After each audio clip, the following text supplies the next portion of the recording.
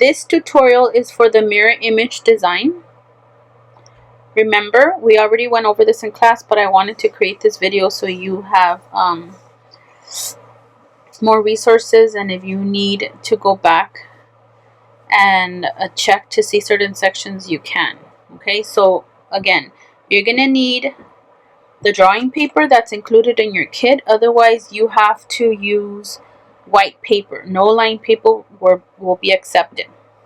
So you take your paper and you fold it in half vertically, making sure that you grab onto the edges, hold onto the paper,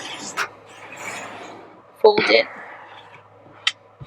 and then you're going to open it. Remember what I said? Now the paper is divided into two sections, and the middle part becomes an imaginary line. That is where you have to make sure that the bottom part of your word touches this imaginary line, like all the parts, because that's what's going to connect both words. You are going to write a word and you're going to reflect it, create a mirror image. So I'm going to take my pencil and I'm going to draw my word in lightly. Whatever word you want to use, that's fine. If you want to use your nickname, I do advise you not to use names that are very long, because it's going to take you more time to color it and it's going to look smaller. It has to be pretty big. You have to take over the entire top part of the paper. It'll be easier for you. Okay, so I'm going to write the same word that I used last week, and I'm going to do it lightly because if I mess up, I can erase it. Remember, you decide on what type of font you want to use. You can Google some fonts, but it has to be like a basic font, nothing 3D. See how I am making sure that the bottom part of my words are touching my imaginary line. And now I'm going to add my R. Okay. If you mess up and you need to go back and change something, you can. Just use the eraser. Okay. Now I'm going to take my rubbing tool, my stick. You can use the end of a pen, something that you can rub. I'm going to use my first color, which I have to use a dark color because that's the color that's going to transfer. And I'm going to trace what I wrote as dark as I can.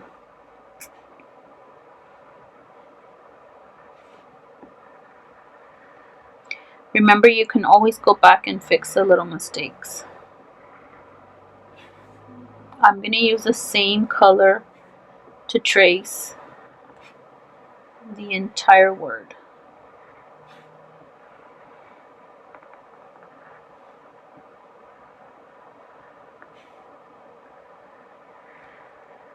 And make sure that you are doing it dark enough that you will be able to transfer the color. If you want to darken it, you can. It has to be a dark crayon. Then I'm going to fold it in. I like to fold it this way so I could see.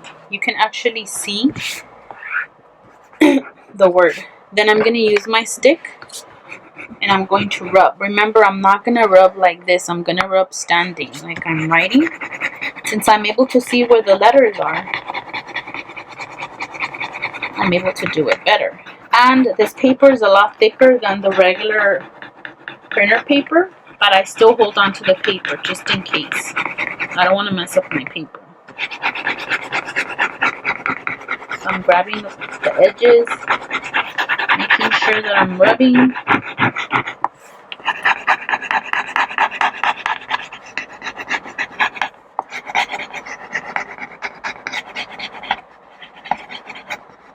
Let's see. I can try the R a little bit more. If you realize that it's not working, you can always go back and add more color to the word and then just rub it more. So now I have enough that I can see, and I will trace with the same color the mirror image, the reflection of the A. Do you see how I'm making sure that both the bottom part of the A and this part of the A is touching. That's what's going to help you link them together.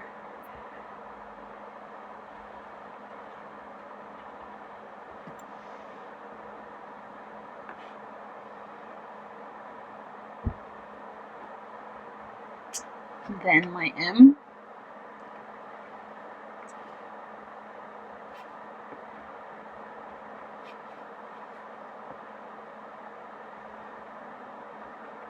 Remember what I said, try not to use black next to very light colors like light peach or yellow, because then it'll look very muddy. And also try not to use all dark colors because you're going to have a very hard time coloring and you're going to get a little lost. Okay, so now I have my word spelled out. I have traced the word with my first color, which is my dark color. I no longer need my rubbing tool. I just rub once, that's it. And if I fold the paper, if I turn the paper over vertically, I will see that I created a different design now. So now I need to color it and outline each part. Remember, whatever you do to the top, you must do to the bottom, to the inside, to the outside. So my next color will be orange. And you can use as many colors as you want. I've decided for this one to use 4 different colors, and then I'm going to create like a pattern. I'm going to repeat the pattern. So I'm going to go in and start coloring.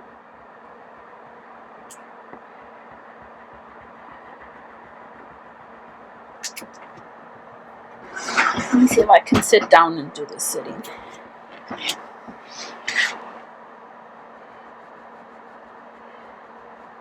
And making sure that I go over the outside, even this little corner here.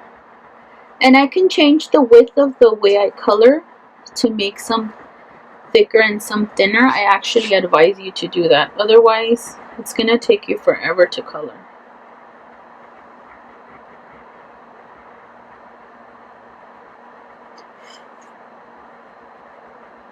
So I'm doing the outside,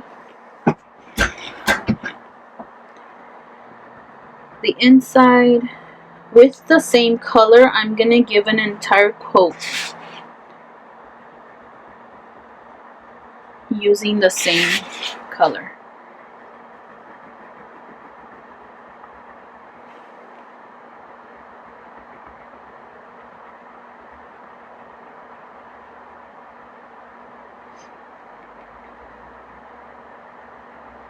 You can always go back and fix your mistakes or fill in all those white sections that you see so it doesn't look so messy.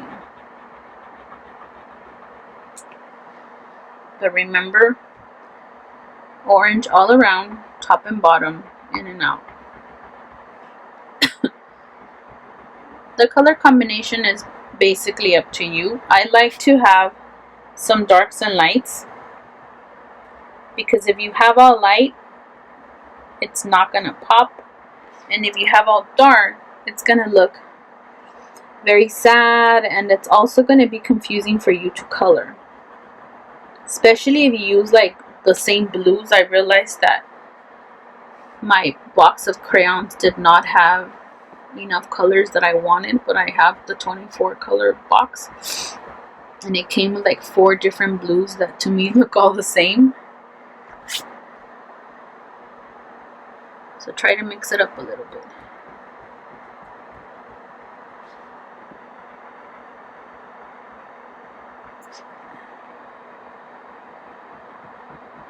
This isn't difficult, it's just a little bit time consuming. But I also find it to be therapeutic. Because you're focusing on one thing and you're not thinking about other problems that you might be having.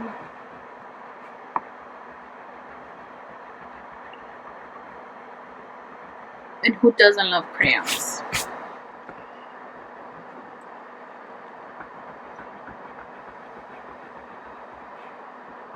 Okay. So the other day in class, I just did one letter at a time for each period, but that confused me a bit. So I want to use the orange for the entire word.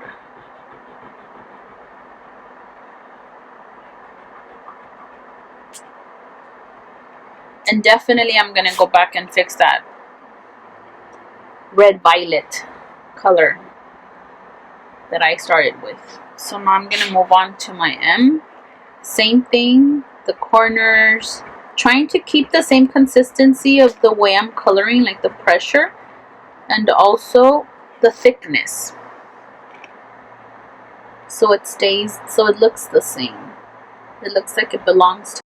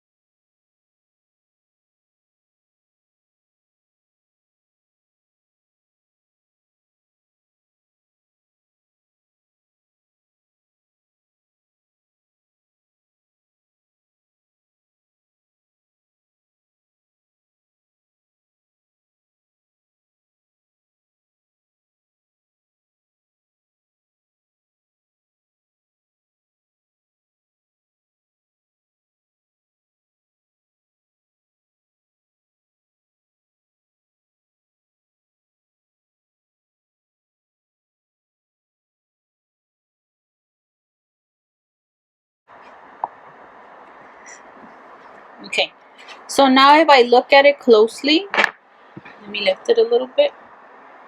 It doesn't look bad, but I don't like all those white little areas everywhere. To me, they look really messy. So I'm going to go in and I'm just going to darken up with the same colors. Try to fill in all those white little uncolored areas.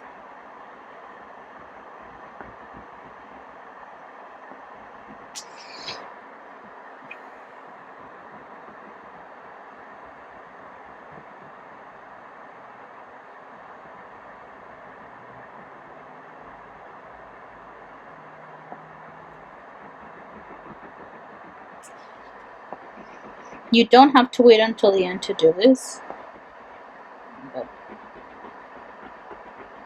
I just think it's easier.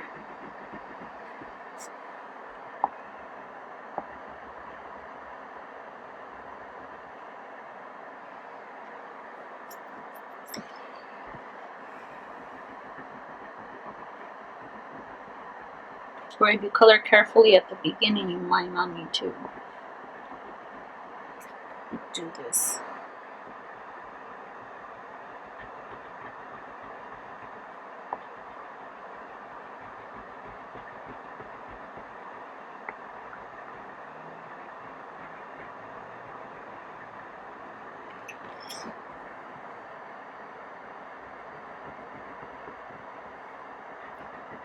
Especially that first initial color you used to spell out the word, that one is messy.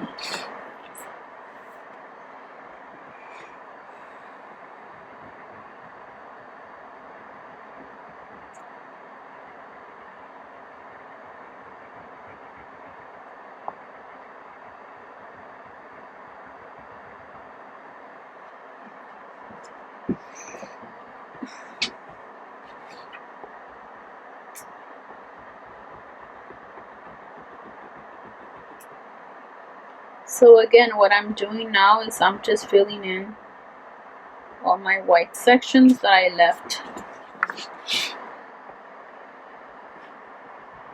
just to make it look better.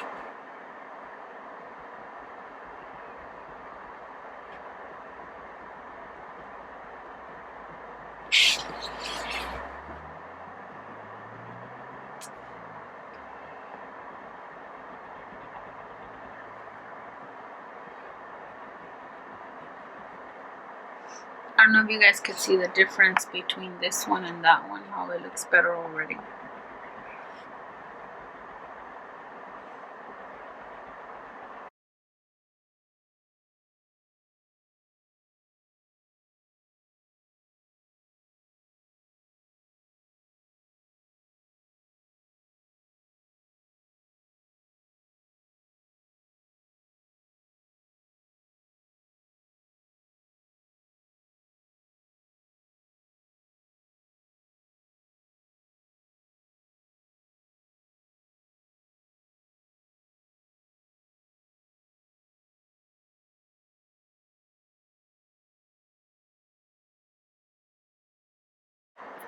Okay. I think I'm going to stop, and before I cut it, I'm gonna go buy some construction paper. I'm gonna cut it, and then I'm gonna look at it again to see if I need to fill anything in more, because at a point you reach, you realize that it's overwhelming and you need to stop and rest and then go back, because you get a little obsessed if you're like me. So I might need to go over it with the red violet a little bit, maybe with the blue. If I can't find construction paper, I'm just gonna keep on outlining and coloring the whole paper. I don't want to see any of the white, but I'm not very happy with this part, how it turned out, but it's okay.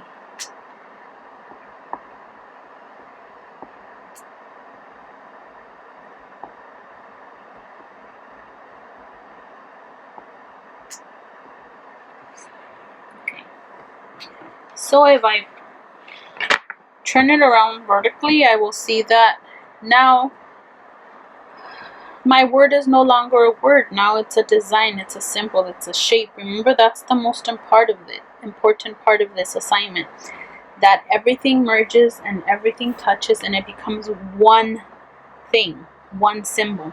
Whether you flip it this way, it looks different. It looks like eyes here, like a cat. Yeah, it looks like a cat. And then, or if you flip it this way, it'll look different. But like I said, I will post the final product on Schoology this week. I'm gonna try to see if I need to go over it a little bit more to clean up some spaces, some white spaces. I will try to go to Target or the 99-cent store to see if they have construction paper. I might have some. I have to look for it, and then I will post it. But remember, you have to fold it, write your word, fold it, rub it.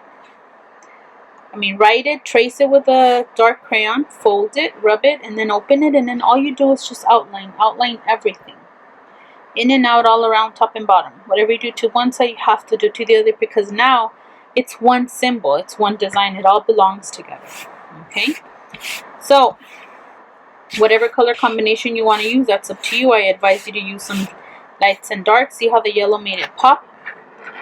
Try not to use all dark. Read the tips that I gave you. They're on the Schoology. Before you submit, make sure that you either color the whole paper. You can color it like the solid yellow, the last color, or you can keep on going, or you cut it and you glue it onto construction paper. And remember that you need to lay it flat on the table. Take a picture of it from the top and crop. I don't want to see anything else. I just want to see, I wouldn't want to see the crayons or anything. I just want to see the work itself, because that's what you're turning in.